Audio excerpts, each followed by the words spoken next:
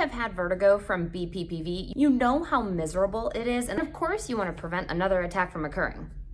With BPPV reoccurrence rate being 10 to 30% of people in the first year, and within 10 years as high as 50%, of course, you want to know what you can do to prevent another attack. In today's video, that's exactly what we're going to be doing. We are discussing what you can do today to reduce your risk of having another BPPV attack. For those of you that don't know me, I'm Amy McMillan. I am a vestibular physical therapist in Northeast Ohio, and I have this channel to offer tips and tricks for people who want to be able to treat dizziness at home. And if you would be so kind to like, share, and subscribe, that would be wonderful so we can keep sharing and growing this channel together. With that, let's get started. We know one risk factor is having low vitamin D. So people with low vitamin D levels are actually more inclined to developing BPPV. So there is a recent study in 2020 by Zhang et al. That in this study, people with low vitamin D serum levels found by a blood draw with their practitioner were then given vitamin D plus calcium. It was 400 IUs of vitamin D plus calcium, 500 milligrams at 2 times a day. That study group with the vitamin D plus calcium showed a decreased incidence of developing recurrence of BPPV. So with your practitioner, if you look at your vitamin D levels, as long as it's not contraindicated with any other conditions that you may have, always check with your provider first. Supplementing your diet with vitamin D and calcium may actually prevent BPPV attacks. The second thing that you can do is maintain proper hydration levels. There was a study in 2022 that came out asking if there was a link between inadequate water intake and developing vestibular disorders. And the answer was yes. BPPV, neuronitis, vestibular migraines were in the top 3 when looking at developing vestibular symptoms. So how much water should you drink? Another study by Dizziness et al. Actually was able to quantify how much water that you should take. They found that people that drank about 7 cups were inadequate hydration and could have increased risk of dizziness. But when they upped their intake to 15 cups a day of water, then that actually decreased the risk of having BPPV and other vestibular disorders. So make sure that you're drinking in the neighborhood of 15 cups a day if you want to reduce your risk of developing a BPPV attack. The third risk factor and link that we know we have control of is maintaining proper cholesterol levels.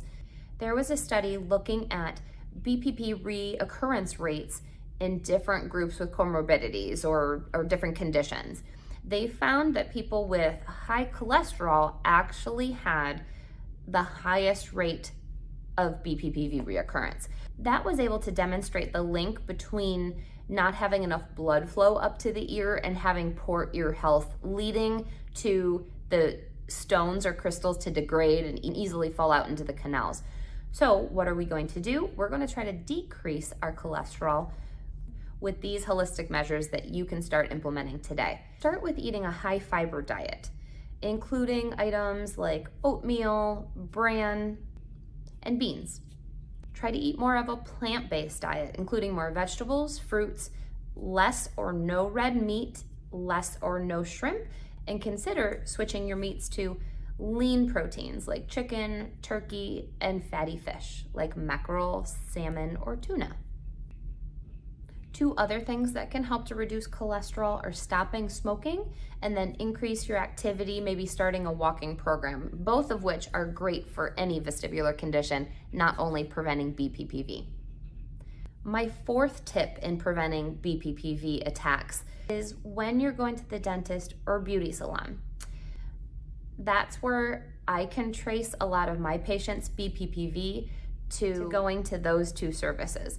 So at the dentist and the beauty salon, if you think of it, you are put in a position where you are kind of laying back and your head is kind of pointing up towards the ceiling.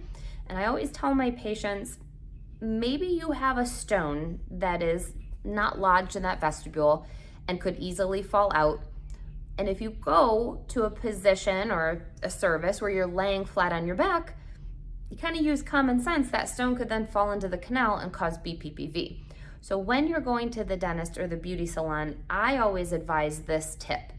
And this is not backed by science, this is just anecdotal. It's worked for my patients and I wanna share this with you. So when you're going to the beauty salon or when you're going to the dentist, tell them that you have a history of vertigo and that you can't lay with your head with your nose up to 90 degrees. 45 should be fine, and this is what that looks like. So if you are lying to get your hair done and your nose is here, that's 45 degrees, everything should be good. If you look up and your nose is to the ceiling, that's where things can dump out. So that is my tip, is make sure if you're looking at the nose in this plane, 45 is okay, or 90 degrees, it can dump out. So when working with your providers, see if they can make sure that you don't lay below horizontal, and super conservatively not to lie past that 45-degree mark. And that should be able to reduce your risk for BPPV.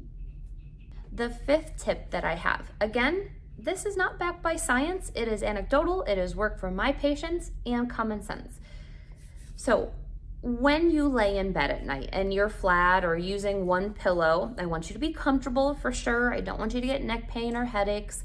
But when you wake up in the morning, if you simply tip your nose down 20 to 30 degrees like this, sitting at the edge of the bed, and you wait 30 to 60 seconds, if there was a crystal that went out in the middle of the night into that horizontal canal, gravity will actually lend itself to slide it back in. So it only takes 30 to 60 seconds. It's just a habit that I tell my patients to get into, just in case, if anything happened in the middle of the night, you tip your nose down, it'll slide right back in, preventing future BPPV attacks.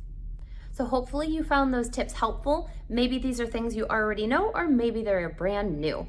But my goal is to make sure that you are less dizzy, less often, having as few BPPV attacks as we can possibly have for you. And if you haven't already, make sure to like, share, and subscribe, so I know that you want me to make more content just like this, so we can continue to spread the word and grow this channel together. Now, if you do have a BPPV attack, make sure that you save this playlist to your favorites so you know exactly what to do in the event that you do have a BPPV attack. And until I see you next week, stay healthy, stay strong, and stay steady.